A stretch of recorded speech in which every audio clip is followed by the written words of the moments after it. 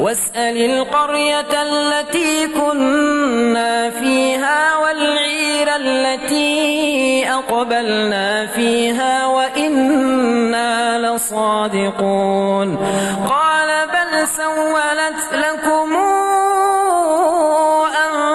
أنفسكم أمرا فصبر جميل عسى الله أن ياتيني بهم جميعا إنه هو العليم الحكيم وتولى عنهم وقال يا أسفا على يوسف وابيضت عيناه من الحزن فهو كظيم قالوا تالله تفتأ تذكر يوسف حتى تكون حرضا أو تكون من الهالكين قال إنما أشكو بثي وحزني إلى الله وأعلم من الله ما لا تعلمون يا بني يذهبوا فتحسسوا من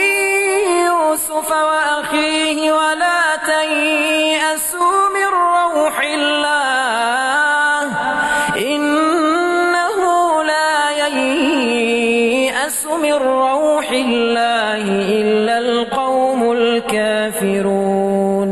فلما دخلوا عليه قالوا يا أيها العزيز مسنا وأهلنا الضر وجئنا ببضاعة مزجاة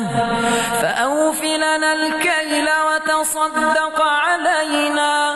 إن الله يجزي المتصدقين قال هل علمتم ما فعلتم بيوسف وأخيه قال هل علمتم ما فعلتم بيوسف وأخيه إذا أنتم جاهلون قالوا أئنك لأنت يوسف قال أنا يوسف وهذا أخي قد من الله علينا إنه من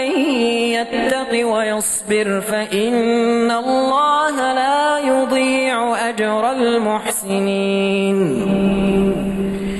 قالوا تالله لقد آثرك الله علينا وإن كنا لخاطئين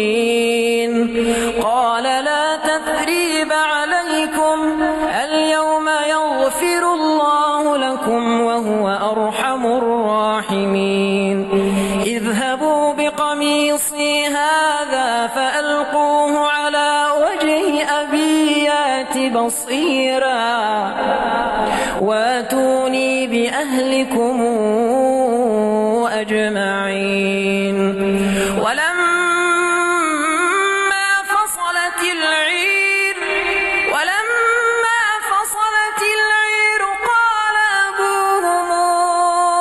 إني لأجد ريح يوسف لولا أن تفندون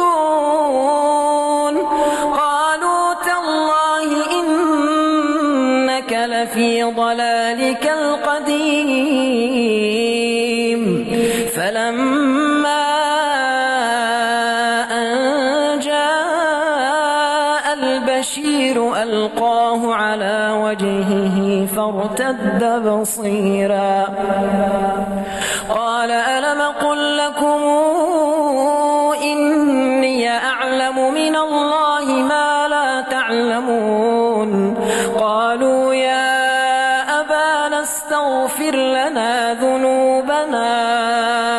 إنا كنا خاطئين قال سوف أستغفر لكم ربي إنه هو الغفور الرحيم فلما دخلوا على يوسف آوى إليه أبويه وقال ادخلوا مصر إن شاء الله آمنين ورفع أبويه على العرش وخروا له سجدا وقال يا أبتي هذا تاويل رؤياي من قبل قد جعلها ربي حقا وقد أحسن بي إذا أخرجني من السجن وجاء بكم من البدو من بعد أن نزغ الشيطان بيني وبين إخوتي إن ربي لطيف لما يشاء إنه هو العليم الحكيم.